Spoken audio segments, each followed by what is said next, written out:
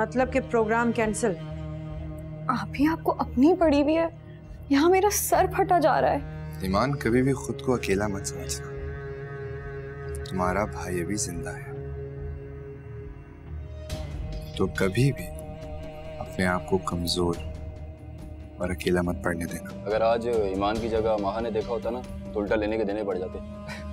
Chill यार, situation संभाल ली ना मैंने। आज आया फखर, मैं उसे तुम्हारी इस घटिया हरकत के बारे में बताती हूँ। चलो महा। तेरी राह में रुलते फिरती हूँ। पूछो इससे, ये क्या चाहती है? क्यों महा के साथ अच्छी हरकतें कर रही है? क्यों महा की खुशियों के पीछे हाथ धोकर पड़ गई है? आखिर ऐसा क्या बिगाड़ा है महा ने? फखर, मैं बता रही हूँ तुम्हें, मैंने बहुत बर्दाश्त कर लिया, लेकिन अब अगर मेरी बेटी की शादी में कोई मसले मसाइल आए तो मैं कभी माफ नहीं करूंगी। बेहतर होगा कि तुम इसे अपने अल्फाज में समझा दो कि मेरी बर्दाश्त का अब और इम्तिहान मत ले।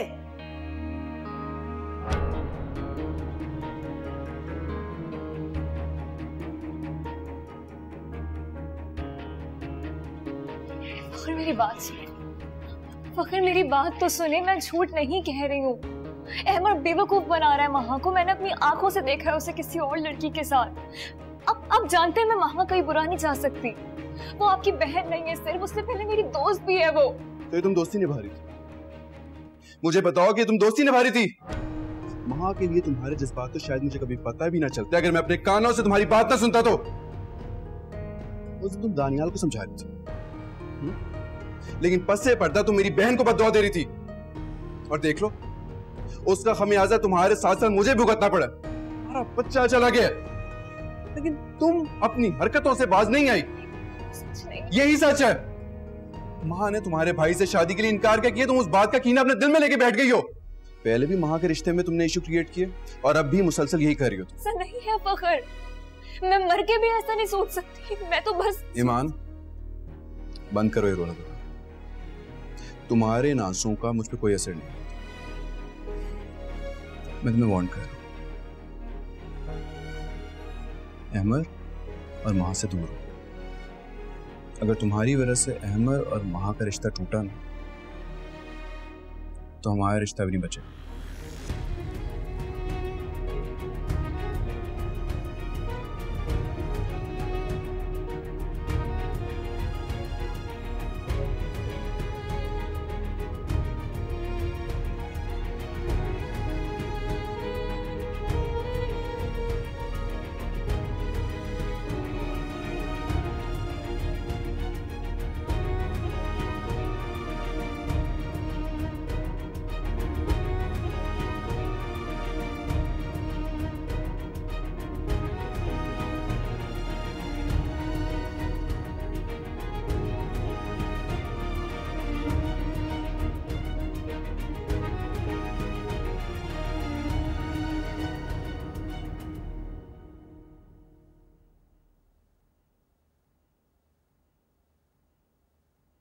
खाला, खाला मैं बाजार जा रही हूँ, किचन के कुछ सौदे लाने हैं, पैसे दे दे।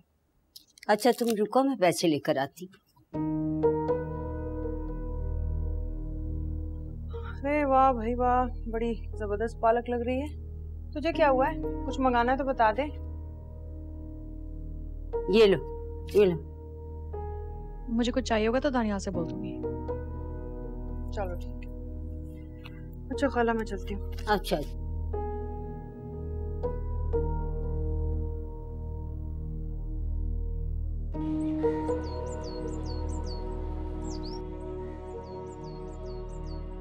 ये खूब है, पैसा मेरे शौहर का और ऐश करें ये सब। असूलन तो इस घर का खर्च मेरे हाथ में होना चाहिए। आखिर को कमाई भी तो दानियाल की है, फिर खाला क्यों खजाने पर नागिन बनकर बैठी हैं? कुछ कर फरिया,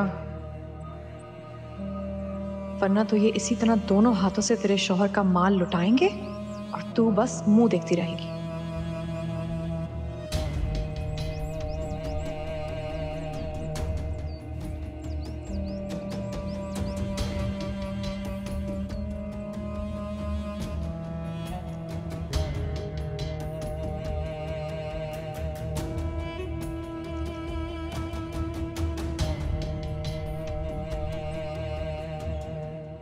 मेरे हिसाब से ये बात इतनी मामूली नहीं है कि इसे इतनी आसानी से इग्नोर कर दिया जाए।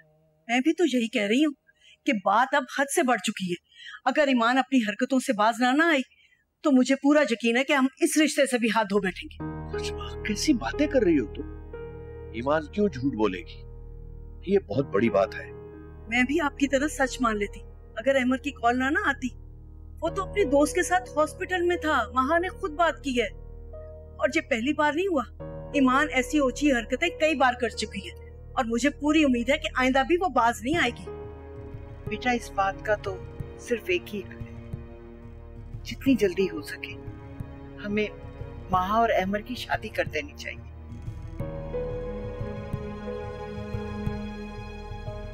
ताकि दोनों घर खराब होने से बच जाए। ये ईमान ना अपना घर तो तोड़ना चाहती है, मगर मेरी बेटी का घर तो अभी बसा ही नहीं जिसे वो उजाड़ देना चाहती है।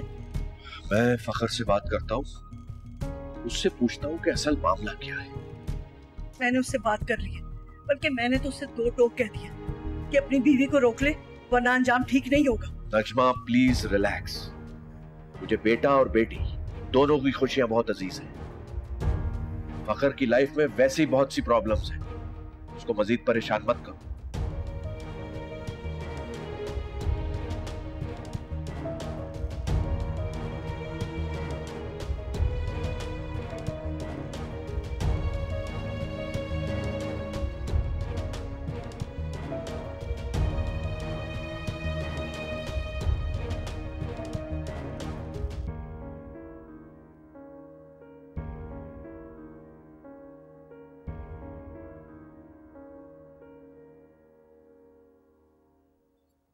अगर तुम्हारी वजह से अहमद और महा का रिश्ता टूटा ना तो हमारा रिश्ता भी नहीं बचेगा।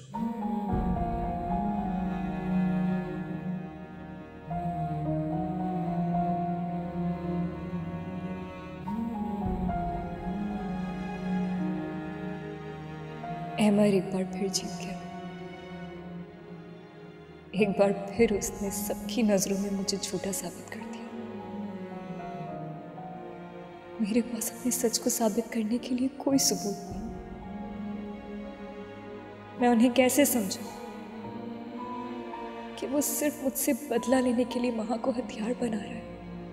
हालांकि महा तो सच जानती है, फिर वो कैसे अहमद पे आंखें बंद करके एतबार कर रही है? या शायद मोहब्बत की पट्टी आंखों पे बंधी हो तो अक्ल पर पर्दा ढल जाता है। अहमद महा की कमजोरी बन चुका है और वो उसकी किसी कमजोरी का फायदा उठा रहा है, उसे धोखा दे रहा है।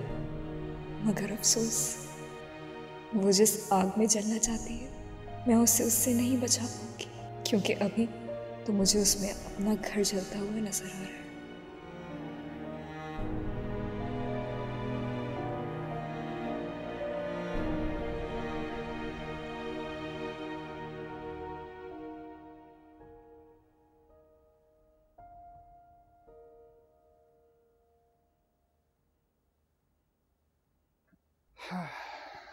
अस्सलाम वालेकुम। वालेकुम अस्सलाम। कैसी लग रही हूँ? अच्छी लग रही हो। तुम तारीफ के मामले में भी इतने कंजूस हो? तो तुम कह रही हो कि मैं कंजूस हूँ? वो तो तुम हो। हमारी शादी को कितने दिन हो गए हैं, बंदा ऐसी झूठे मुंह ही पूछ लेता है कि किसी चीज की जरूरत तो नहीं है। तुम एक बार मुझे शॉपिंग नहीं लेके गए हो। मुझे लगा कि तुम्हें कुछ चाहिए होगा तो तुमसे खुद पूछ लोगी। अब हर चीज कहीं नहीं जाती है, थोड़ा सा खुद भी ख्याल कर लिया करो। शॉपिंग तो मैं करवा दूं, इसमें कोई इशू नहीं है, लेकिन अभी तुमने शादी के लिए जो इतनी शॉपिंग की है उसका क्या? पूरा कबर्ड भरा हुआ है। उसकी टेंशन तुम मत लो, मेरे दिल की तरह मेरे कबर्ड में भी बहुत सारी जगह है। चले? जी, चेंज कर लूं?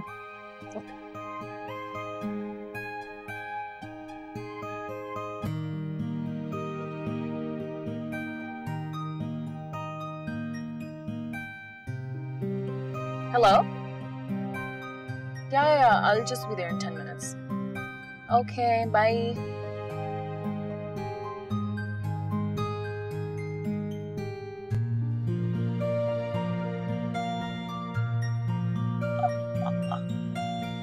ओह!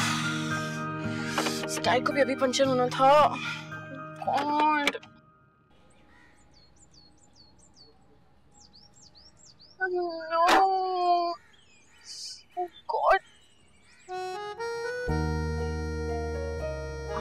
सुनो, अगर मैं तुमसे एक फरमाइश करूं तो तुम बुरा तो नहीं मानोगे? नहीं, मैं बुरा क्यों मानूंगा? तुम्हारा जो दिल चाहे खरीद लो। अगर मैं अफोर्ड कर सकता हूँ तो मैं कभी मना नहीं करूंगा। खैर इतनी महंगी चीज तो नहीं मांगूंगी बस। दरअसल मुझे वो कंगन चाहिए जो तुमने ईमान को दिए थे। मैं उससे अपना मुकाबला नहीं कर रही हूँ, मुझे वो बहुत अच्छे लगे थे इस वजह से। तुमने कहा था कि कोई भी फरमाइश कर सकते हैं। ठीक है, आज ले लेना। Thank you.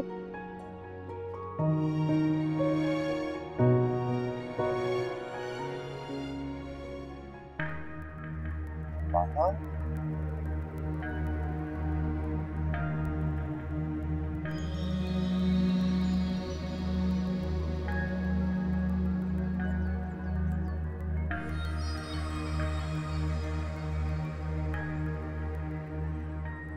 हाँ क्या हुआ?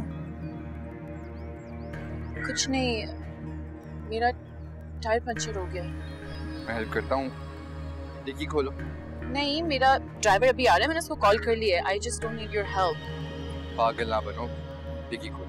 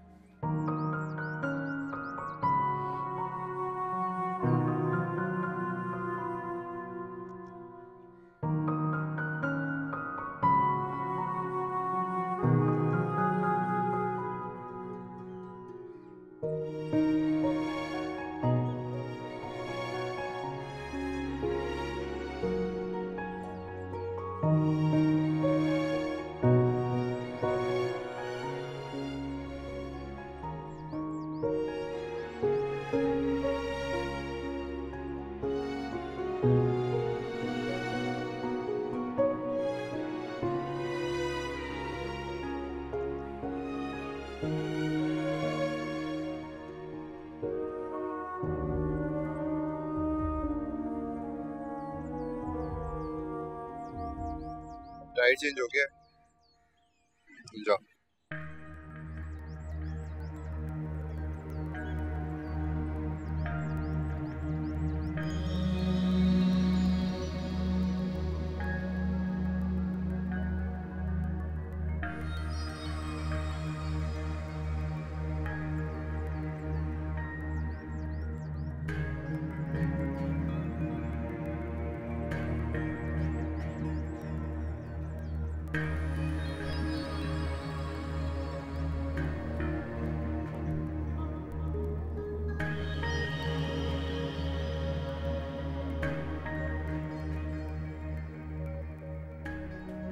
God, hey, I am so sorry, मैं लेट हो गई। मेरी गाड़ी का टायर पंचर हो गया था, इसलिए मैं लेट हो गई। So sorry, हाँ। कोई प्रॉब्लम तो नहीं हुई? नहीं। मैं ईमान के बारे में पूछ रहा था, उसने और क्या कहा मेरे बारे में? मैं कब से ये सोच रहा हूँ कि अब मैं तुम्हारे पेरेंट्स को कैसे फेस करूँ। You know, ईमान अपनी हद से बढ़ती जा रही है और उसके बारे में हम लोगों को कुछ करना पड़ेगा। अदरवाइज वो तो इसी तरह हम दोनों के बीच में डिफरेंसेस क्रिएट करती रहेगी। यही तो मैं भी सोच रहा हूँ कि उसे रोका कैसे जाए। I swear, अगर वो तुम्हारी फैमिली का हिस्सा नहीं होती तो मेरे पास और भी बहुत तरीके थे उसे रोकने के। लेकिन मैं अब ये भी नहीं चाहता कि मेरी वजह से फखर भाई का घर खराब। बाहर में जाए फखर भाई का घर, यहाँ मेरी लाइफ खराब हो रही है। और इनफैक्ट अगर ईमान उस घर का हिस्सा ना, तुम भी इस घर के हिस्सा, ठीक है? आई नो अटैक तो तुम पे करिए, लेकिन इनडायरेक्टली ना वो दुश्मनी मुझसे निकालना चाहती है।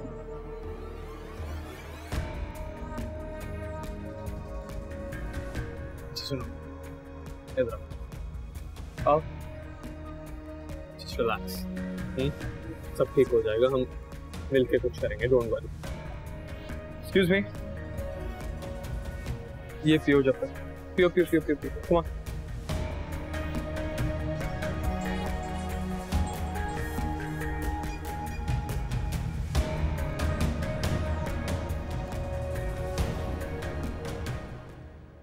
फखर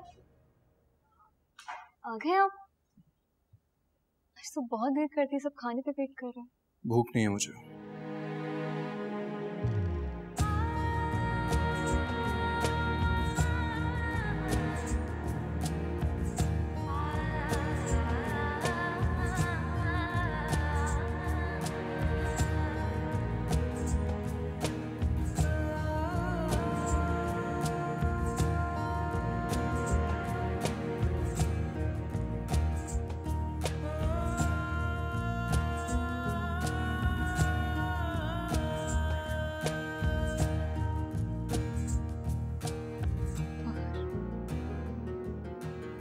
फखर आपकी नाराजगी मुझसे है ना,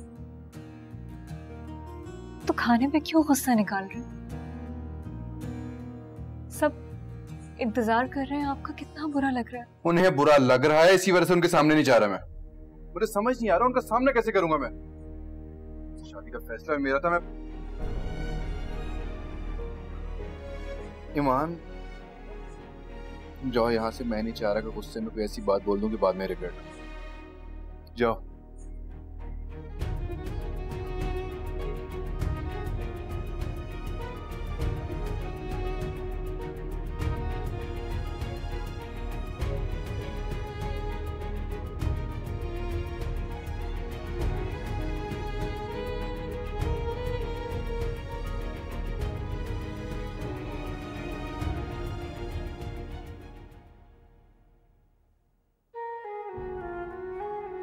कैसे सोच लिया था मैंने कि मैं इसे भूल चुका हूं।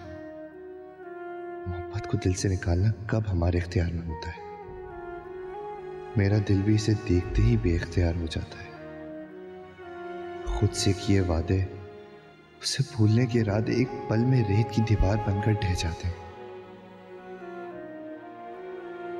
काश जो मंजिल मुकद्दर में ना हो, उसे पाने की ख्वाहिश भी हमारे अंदर सर ना उठाए, तो जिंदगी कितनी आसान हो सकती है।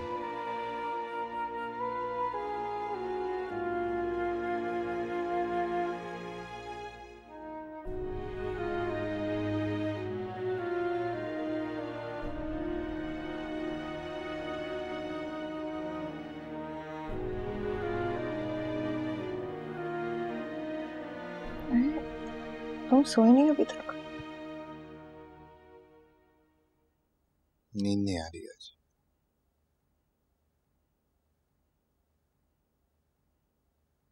हाँ, तुम्हें नींद आ भी कैसे सकती है? माँ का ख्याल तुम्हें सोने थोड़ी देगा। ऐसी बात नहीं है, मैं तो ऐसी ही बात है दानियाल। तुम अभी तक उसे भूल नहीं सके हो, जबकि उसकी जिंदगी में तुम्हारी कोई अहमियत नहीं।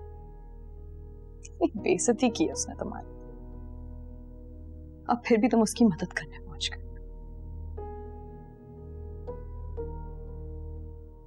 पर ये वो फखर की बहन है, ईमान की नंद भी।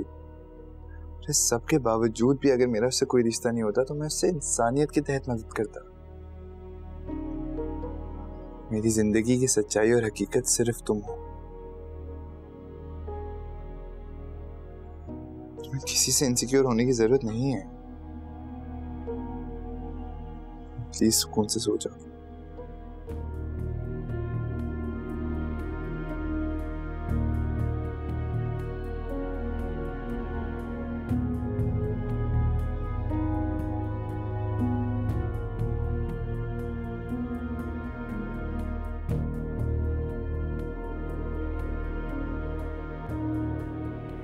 माफी, लेकिन मैं माफ करने को तैयार नहीं।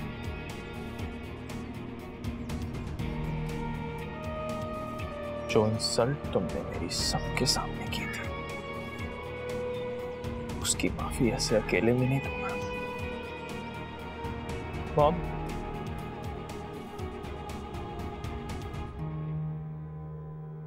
मैं शादी नहीं करना चाहता।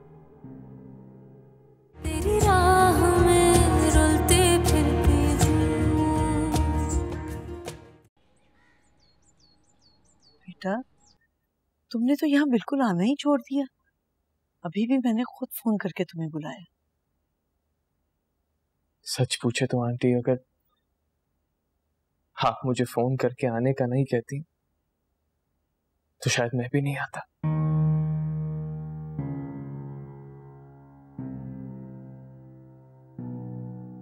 एक्चुअली मुझे बहुत शर्मिंदगी हो रही थी।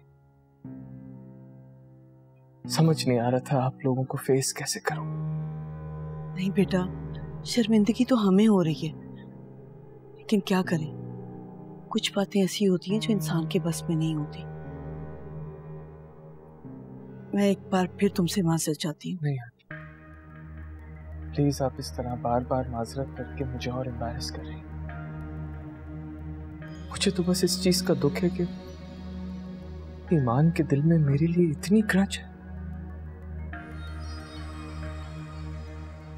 शायद वो उस दिन वाली बात से नाराज है मुझ पे, तभी तो उसने इतना पर्सनल अटैक किया मुझ पर। बस काश वो मेरे कैरेक्टर पे। इस बारे में मत सोचो। मुझे लगता है शायद ईमान को गलतफहमी हुई है। उसने किसी और को देखा और उसे लगा शायद तुम हो। लेकिन अम्मा, ईमान को शक की बुनियाद पर यह हरकत नहीं करनी चाहिए थी, और अहमद ठीक कह रहा है, उसे ऐसी गिरी हुई हरकत नहीं करनी चाहिए। यकीन जाने, अगर फखर का ख्याल ना होता तो मैं ईमान का हाथ पकड़कर घर से बाहर निकाल देती। अच्छा बस भी करो, चाय नहीं पिलाओगी? जी। आबदा,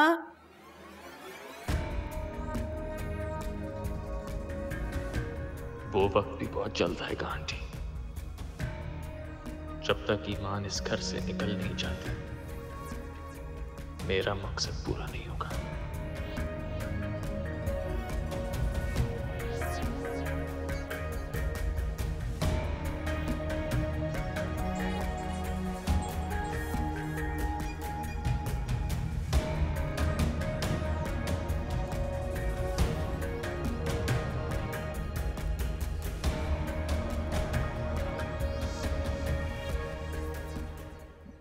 अफसोस हो रहा है।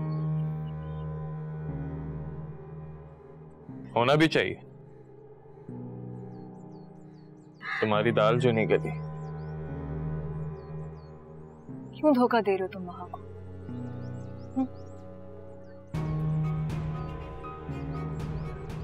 वो लड़की इतनी मोहब्बत करती है तुमसे, तुम उसके जज्बात का गलत फायदा उठा रहे हो। अब मुझसे तो पता नहीं कितनी लड़कियां मोहब्बत का दावा करती हैं। अब सबके जज्बात का तो ख्याल नहीं रख सकता ना मैं। शर्म नहीं आती? तुम्हें अंदाजा है कि जिस दिन तुम्हारी ये असलियत सबके सामने खुलेगी, तुम यहाँ किसी को मुंह दिखाने के काबिल नहीं रहोगे। फिलहाल तो मुझे तुम्हारी फिक्र हो रही है, क्योंकि इस करंट सिचुएशन में तो ये तुम्हारे साथ हो रहा है।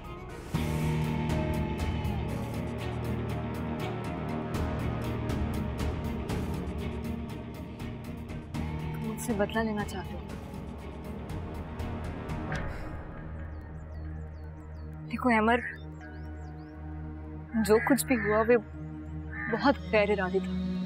मैं मानती हूँ मेरी बहुत बड़ी गलती थी, लेकिन मैं उस सब के लिए तुमसे माफी मांगने को तैयार हूँ। माफी? लेकिन मैं माफ करने को तैयार नहीं।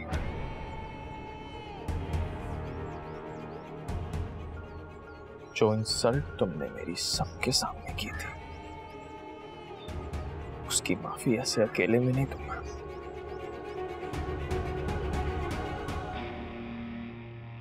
याद रखना।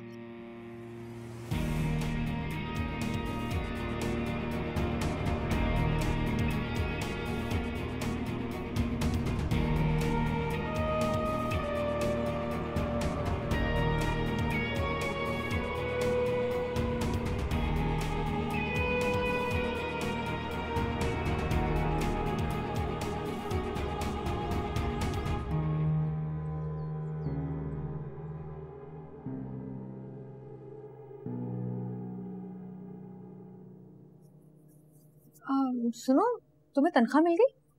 हाँ, क्यों? तुमने अभी तक मुझे पैसे नहीं दिए। हाँ, तो तुम मुझे बताओ ना तुम्हें कितने पैसे चाहिए पॉकेट मनी के लिए, मैं देता हूँ तुम्हें। मैं पॉकेट मनी नहीं, मैं घर के खर्च की बात कर रही हूँ। तुम घर का खर्च तो मम्मी के पास होता है ना, मैंने हर महीने दे देता हूँ। लेकिन वो पहले की बात थी, अब मैं आ गई हूँ तो घर का खर्च मेरे पास होना चाहिए। देखो फरिया, अम्मी इस घर की बड़ी है और ये जिम्मेदारी उनसे अच्छी तरह कोई नहीं निभा सकता। लेकिन फैसल भाई तो ऐसे नहीं करते थे, वो तो अपनी पूरी तनख्वाह आप ही के हाथ में देते थे। आई एम सॉरी फरिया, मैं फैसल भाई नहीं, ना ही मेरा कोई इरादा है उनकी तरह बनने का। तुम्हारी जरूरत के जो पैसे हैं तुम मुझे बताना, तुम्हें वो मिल जाएंगे, लेकिन इस घर का खर्च सिर्फ अम्मी उठाएगी। What? Wait, दानियाल?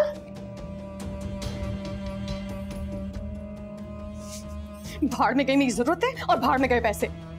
अब मैं बादशाह सलामत के सामने भिखारियों की तरह भीख मांगूंगी? अरे अरे क्या हो गया? ये मुंह से आग क्यों निकाल रही है? सब ठीक तो है ना? इस घर में कुछ ठीक हो सकता है भला? आप ही बताएं। वो तो है, पर क्या हुआ है? झगड़ा हुआ है दानियाल से? एक बात बताएं, इस घर का खर्चा तो आपके हाथ में होता था ना? फैसल भाई हमेशा आपके हाथ में पैसे पकड़ाते थे। हाँ, तो अगर मैंने दानियाल से घर का खर्च मांग लिया तो इसमें क्या गलत किया है मैंने? हाँ, तूने कुछ गलत नहीं किया, पर सारा खर्चा अब खाला के हाथ में ही होता है। ये जब से दानियाल की नौकरी लगी है ना, तब से वो सारे पैसे खाला के हाथ में देता है। अब अल्लाह जाने वो क्या खर्च करती है और क्या बचाती है।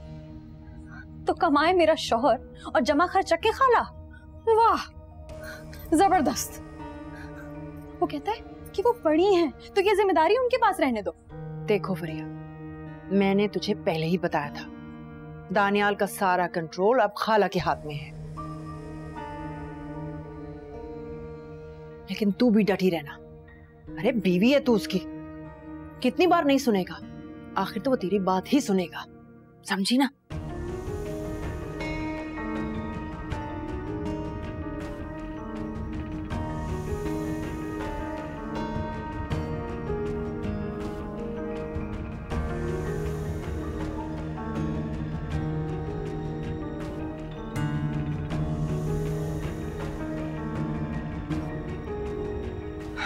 So finally you are back.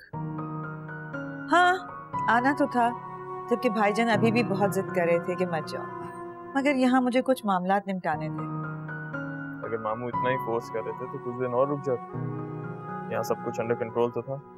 हाँ, ऑफिस तो तुम अच्छी तरह देख रहे थे, उसकी तरफ तो मुझे कोई फिक्र नहीं, मगर और मामलात भी तो निपटाने थे ना। कैसे मामला?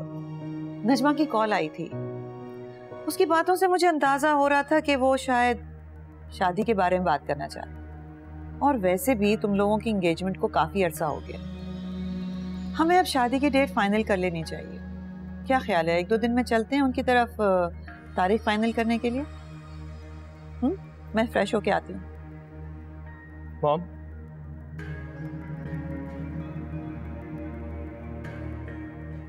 मैं शादी नहीं करना चाहता।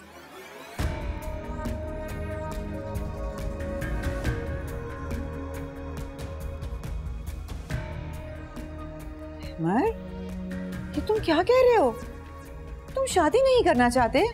मेरा मतलब यह है कि मैं अभी शादी नहीं करना चाहता। बताया तो था आपको। हद हो गई, ये भी कोई लॉजिक है? इतना अरसा हो गया तुम्हारी मंगनी को, ऑफिस में भी तुम एडजस्ट हो चुके हो, और कितना वक्त चाहिए तुम्हें? उतना जितना मैं चाहता हूँ। अहमद, ऐसा तो नहीं होता ना, तुम्हारा रिश्ता दोनों की म्यूचुअल अंडरस्टैंडिंग से हुआ, अब शादी के लिए भी तो उनकी मर्जी को इम्पोर्टेंस देनी चाहिए ना। और मुझे तो कोई एतराज नहीं है इस बात पे, बल्कि इनफैक्ट मैं तो खुद चाहती हूँ कि तुम दोनों की शादी हो जानी चाहिए। लेकिन मुझे एतराज है, और आप प्लीज मुझे फोर्स ना करें। अगर आप इतना मेरे पीछे ना पड़ती तो शायद मैं अभी एंगेजमेंट भी ना करता। अहमद,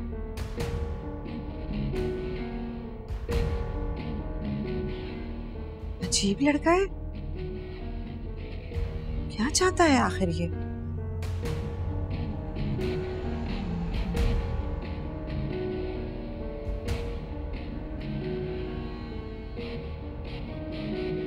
बेटा मेरे नजदीक तुम एक इंतहाई समझदार इंसान, और मैं समझता हूं कि मुझे इस बात पे फख्र होना चाहिए कि मेरा बेटा एक बैलेंस और पॉजिटिव शख्सियत का मालिक है। जानता है कि उसकी जिम्मेदारियां क्या है, रिश्तों को कैसे निभाना है। I know you are disturb बेटा। मैं ईमान से सब कुछ एक्सपेक्ट नहीं कर रहा था। बेटा अक्सर जो हम एक्सपेक्ट करते हैं वैसा नहीं होता। मैं समझ सकता हूं तुम्हारी डिसअपॉइंटमेंट, लेकिन बेटा तुम्हें उसे इंसान होने का मार्जिन जरूर देना चाहिए। आपको लगता है मैंने सब कुछ नहीं किया होगा? मैंने हमेशा उसका साथ दिया। अम्मी से भी बहुत दफा आर्गुमेंट हुए जहां मुझे लगता था वो ठीक है। हमेशा उसको फेवर दिया, बट शी इज डिसअपॉइंटेड मी। तुम इस वक्त जज्बाती होकर सोच रहे हो जो कि तुम नहीं हो। तुम्हें अपने और ईमान के मसले को मैच्योर होकर सॉल्व करना चाहिए, समझदारी से। बेटा तुम्हारा रवैया घर वालों के साथ बैलेंस होना चाहिए, नॉर्मल होना चाहिए। तुम जानते हो सारे घर वाले तुम्हारी वजह से बहुत परेशान हैं, एक बहुत टेंस सिचुएशन है।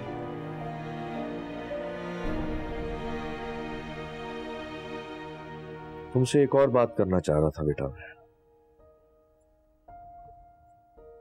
तुम्हारे और दानियाल में जो भी लड़ाई झगड़ा हुआ, उसकी वजह से तुम ईमान पर पाबंदियां मत लगाओ।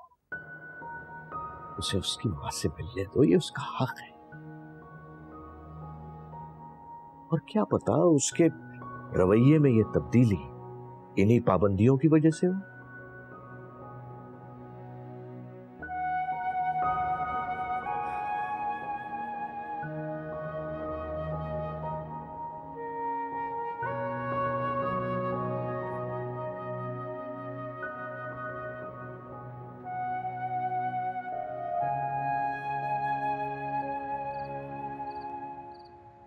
दानियाल, फरिया कहाँ है? क्या खाना नहीं खाएगी? भूख नहीं होगी उसे अम्मी? ये कैसे मुमकिन है बेटा कि उसे भूख नहीं होगी? मैं लेके आती हूँ। अरे अम्मी आप क्यों टेंशन ले रही हैं? वो कोई बच्ची थोड़ी है। मतलब अगर उसे भूख लगेगी तो वो खाना खा लेगी। बेटा एक बार बुलाऊं तो सही उसे, क्या के खाना खा ले। अरे अम्मी तो उसे क्या मेहमानों की तरह इनविटेशन देते रहेंगे? उसका अपना घर है, इस फैमिली का हिस्सा है वो। दानियाल, वो तुम्हारी बीवी है। असूलन तो खाला से पहले तुम्हें फिक्र होनी चाहिए कि आखिर क्या वजह है कि वो खाना नहीं खा रही। भाई किसी को फिक्र हो ना हो, मुझे तो है। मेरी तो वो बहन है। मेरे हलक से निवाला नीचे नहीं जाएगा जब तक वो आकर यहाँ बैठ के खाना नहीं खाएगी। मैं जाती हूँ। अरे नहीं समिया बेटी, तुम बैठो, मैं उसे लेके आती।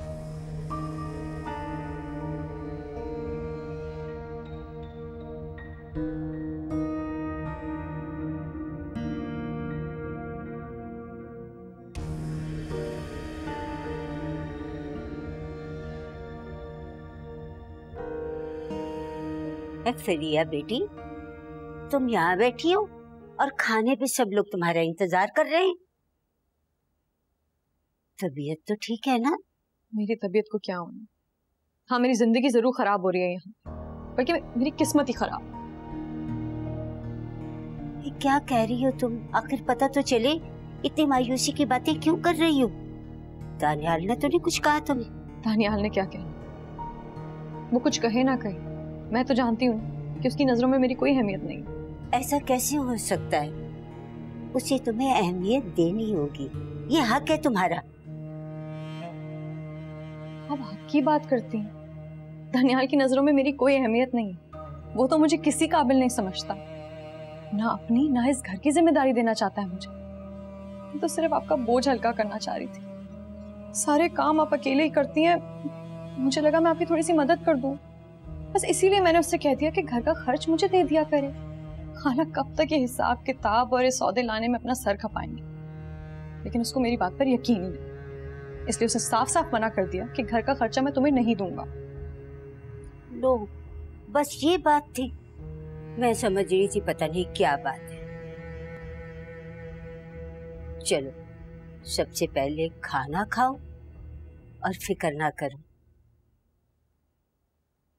अब से घर का खर्च तुम्हारे हाथ। मैं दानियाल से खुद ही बात कर लूं, ठीक? हाँ, चलो चलो आओ, चलो ना।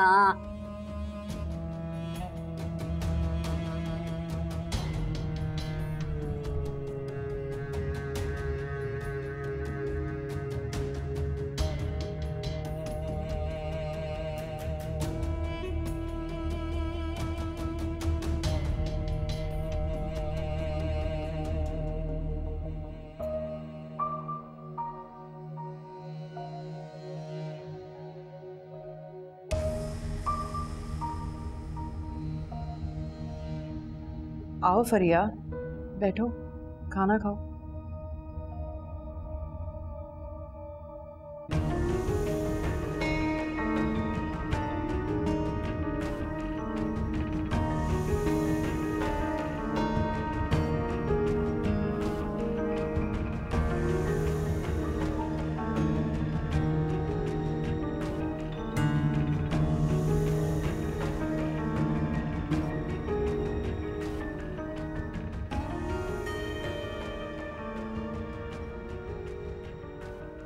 कितनी अजीब बात है ना कि इस बार समीना आई भी और शादी की डेट रखे बगैर ही चलेगी, बल्कि उन्होंने तो कोई जिक्र भी नहीं किया। क्या हुआ मॉम, आप खुद उनसे बात कर लेती, इसमें क्या है? बेटा, कैसी बातें कर रही हो? हम लड़की वाले हैं, अपने मुंह से बार बार शादी की बात करते अच्छे लगेंगे क्या? और क्या, मैंने इशारों इशारों में एक दो बार बात की है, लेकिन अब डायरेक्ट कहना थोड़ी अच्छा लगता है। वो लोग क्या सोचेंगे कि जिनकी लड़की पे बोझ है और ये लोग शादी के लिए मरे जा रहे हैं। ओह गॉड मॉम, एक आप और आपकी ओल्ड स्कूल बातें। रहने दे, मैं खुद बात कर लूंगी। बेवकूफी की बातें मत करो महा, कितना ऑकवर्ड लगेगा तुम्हारा उनसे ये बात करना। आप छोड़ दें, मैं अहमद से खुद बात कर लूंगी कि वो आंटी से बात कर लें। वैसे जब पिछली बार आई थी ना समीना, तो उनका रवैया बड़ा अलग था। इस बार तो कुछ घुटी घुटी सी थी और ऐसा लग रहा था कि किसी बात की टेंशन है उन्हें। कहीं ऐसा तो नहीं कि अहमद ने ईमान वाली हरकत का जिक्र किया हो, इसीलिए वो खफा और शादी की बात ना की हो तो सकता है, और शायद यही हुआ। देखा, मुझे पहले ही खदशा था, ये ईमान ना इस रिश्ते में रोड़े अटकाने की जरूर कोशिश करेगी। कहीं ऐसा ना हो कि। नजमा, हौसला रखो, ये महज अंदाजा है हमारा, और ये सब किस्मत के खेल हैं। अगर हमारी बेटी की शादी अहमद से होना लिखी है, तो किसी के चाहने ना चाहने से क्या होता है। तुम बिल्कुल फिक्र ना करो, अल्लाह पे भरोसा करो। अल्लाह करे ऐसा ही हो। वैसे महा, तुम अपने तौर पे ना अहमद से बात करके देखो, हो सकता है वो तुम्हें अंदर की बात बता दे। इस तरह कम से कम मेरी टेंशन तो खत्म हो जाएगी। ठीक है, करती हूँ बात मुझसे।